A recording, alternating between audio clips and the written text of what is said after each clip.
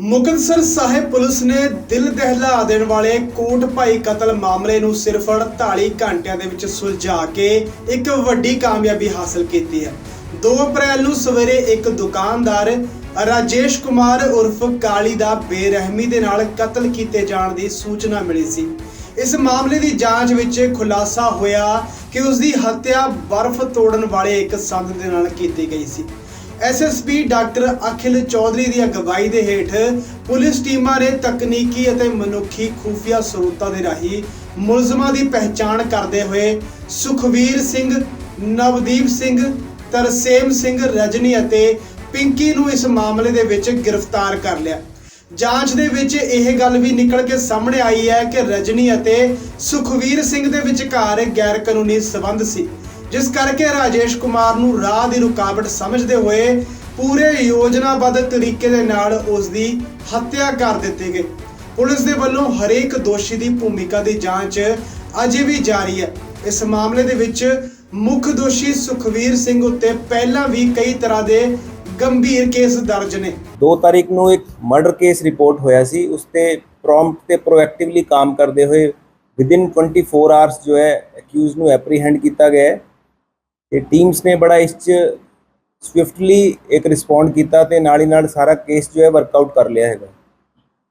तो within 24 hours सारे जो इन्वेस्टिगेशन ਦੀ ਲਿੰਕੇजेस ਸੀ ਵੀ ਉਹ ਵਰਕਆਊਟ ਹੋ ਗਈ ਹੈਗੀ।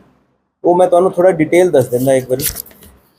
जो पुलिस ਨੂੰ फर्स्ट इन्फॉर्मेशन ਜਿਹੜੀ ਹੈਗੀ ਉਹ 2 ਤਾਰੀਖ ਨੂੰ ਸਵੇਰੇ ਲਗਭਗ 8 ਵਜੇ ਦੇ ਕਰੀਬ ਮਿਲੀ ਸੀਗੀ ਕਿ ਇੱਕ ਡੈਡ ਬੋਡੀ ਜੋ ਹੈਗੀ ਉਸਦੇ ਘਰੇ ਹੀ ਜੋ ਹੈਗੀ ਹੈ ਤੇ ਉਸਦੀ ਫਸਟ ਇਨਫੋਰਮੇਸ਼ਨ घर दे वालों किसी मैंबर ने दी सी। तो उससे तुरंत जो है SHO तो DSP सब डिवीजन SHO कोटभाई तो DSP गिद्दड़वा उत्थे मौके पर पहुँचे। तो फिर उसके बाद SPD साहब ने भी मौके पर जाके सारा एग्जामिन किया। फोरेंसिक टीम्स ने सारा scene of occurrence, scene of crime से जाके डिटेल उससे जाके हैगी नहीं एग्जामिन किया सारा सा।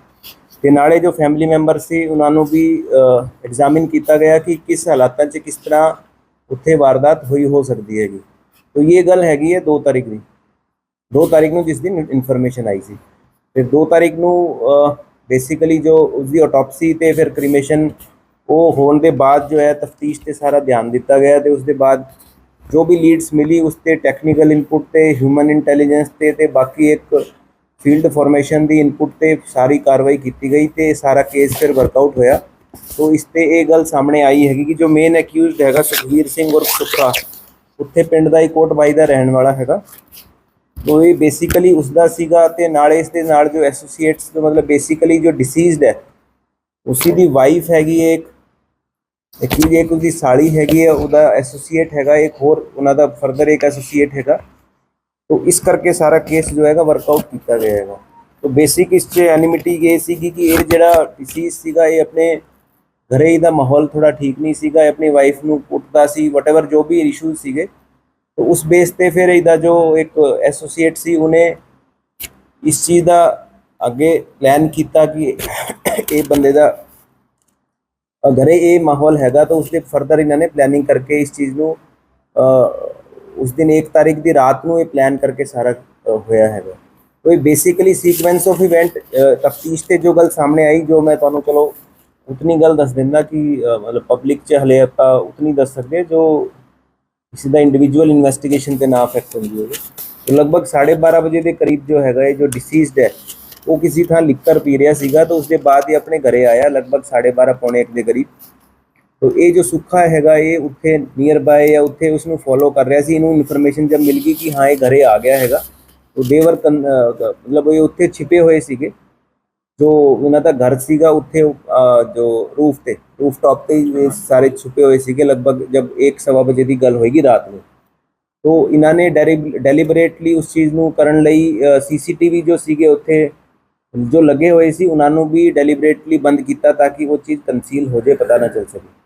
तो वो पुलिस ने बड़ा उससे टैक्टफुली टैक्नीकल एनालिसिस से वो चीज़ सारी आइडेंटिफाई की। सीक्वेंस ऑफ इवेंट किस तरह की रहा, डिटेल क्वेश्चनिंग जो हैगी इन्हां दी की गई तो उससे सारी गल फिर क्लीयर हुई कि इन्होंने लगभग 1:30 बजे तो लैके और 2:30 बजे के बीच जो है ये सारा जो हैगा मर्डर नूं एग्जीक्यूट किया। तो किस तरीके की कार्रवाई इस पुलिस ने जो की हैगी प्रॉम्प्टली उस चीज़ की मैं अपनी टीम की शलाघा करता हूँ। तो इससे एक जो गल सामने आई कि जो मर्डर वैपन है वो एक जो आइस ब्रेकिंग जो ਆਪਾਂ ਸੂਆ ਕਹਿ ਦਿੰਦੇ ਆ ਨੋਕੀਲਾ ਜੋ ਹੁੰਦਾ ਉਸਨੂੰ ਯੂਜ਼ ਕੀਤਾ ਗਿਆ ਔਰ ਉਸ ਤੇ ਜੋ ਬੋਡੀ ਤੇ ਇੰਜਰੀ ਮਾਰਕਸ ਸੀਗੇ ਇੱਕ ਤੋਂ ਨੈਕ ਦੇ ਕੋਲ ਜੋ ਹੈਗਾ ਜੋ ਬਲੀਡਿੰਗ ਪੁਆਇੰਟ ਹੁੰਦਾ ਉੱਥੇ ਵਾਰ ਕੀਤੇ ਗਏ ਤੇ ਉਸ ਦੇ ਐਬਡੋਮਨ ਚ ਪੇਟ ਤੇ ਵਾਰ ਕੀਤੇ ਗਏ ਤੇ ਕਾਜ਼ ਆਫ ਡੈਥ ਉਹ ਹੈਗੀ ਹੈ ਤੇ ਫਰਦਰ ਜੋ ਚੀਜ਼ ਇਸ ਦੀ ਪੁੱਛਗਿੱਛ ਤੇ ਆਈ ਕਿ ਇਹ ਬੇਸਿਕਲੀ ਇਹਨਾਂ ਦਾ ਰਿਲੇਸ਼ਨਸ਼ਿਪ ਕੋਈ ਠੀਕ ਨਹੀਂ ਸੀਗੀ ਇਹਦੀ ਸੈਕੰਡ ਵਾਈਫ ਸੀਗੀ ਤਾਂ ਜੇ ਬਾਇਓਲੋਜੀਕਲ ਜੋ ਇਹਦਾ ਬੱਚੇ ਇਹਦੇ ਦੋ ਪਹਿਲਾਂ ਹੈਗੇ ਆ ਤੇ ਦੋ ਹੁਣ ਹੈਗੇ ਹੈ ਨਾ तो उस करके थोड़ा फैमिली ਦਾ घरे माहौल ठीक नहीं सीगा तो उस फ्रिक्शन ਤੇ ਇਹ ਸਾਰੀ ਫਿਰ ਅੱਗੇ ਚੀਜ਼ ਡਿਵੈਲਪ ਹੋਈ तो जो ਸੁੱਖਾ ਹੈਗਾ ਇਹਦੇ ਵਾਈਫ ਦੇ ਨਾਲ ਰਿਲੇਸ਼ਨ ਜੋ ਰੀਸੈਂਟ ਪਾਸਟ ਤੇ ਕੁਝ 1 ਮਹੀਨੇ ਦੇ ਕਰੀਬ ਲਗਭਗ ਸਾਹਮਣੇ ਆਏ ਸੀਗੇ ਤੇ ਉਸ ਗੱਲ ਤੇ ਫਿਰ ਅੱਗੇ ਫਰਦਰ ਆਪਾਂ ਲੀਡ ਡਿਵੈਲਪ ਕੀਤੀ ਤੇ ਫਿਰ ਸਾਰਾ ਵਰਕਆਊਟ ਹੋਇਆ ਕਿ ਇਹ ਕਾਰਨ ਕਰਕੇ ਇਹਦਾ ਮਰਡਰ ਕੀਤਾ ਗਿਆ।